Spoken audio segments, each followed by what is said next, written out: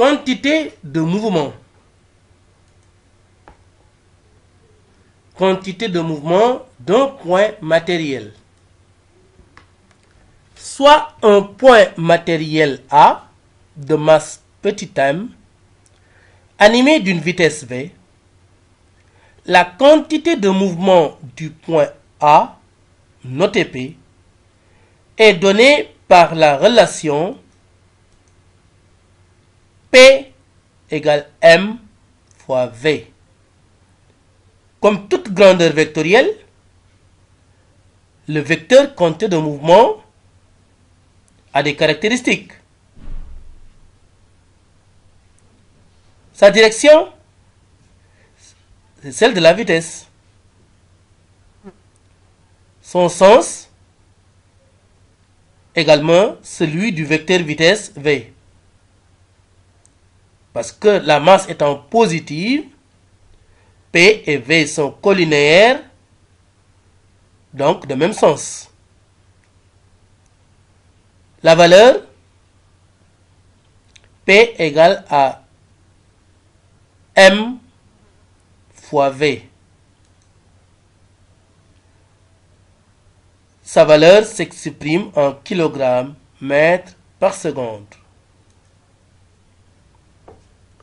Quantité de mouvement d'un système.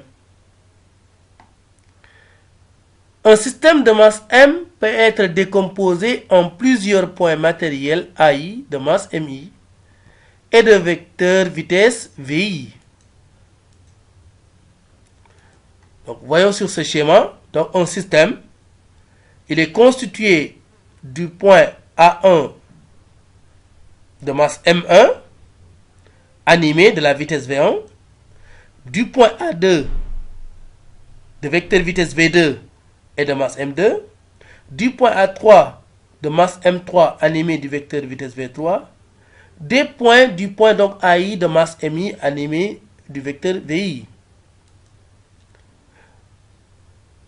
Nous avons P, vecteur quantité de mouvement du système, qui est égal à la somme des quantités de mouvement des points matériels. Donc on peut dire que P égale somme des PI. Et que PI c'est MI VI, donc c'est somme des MI VI.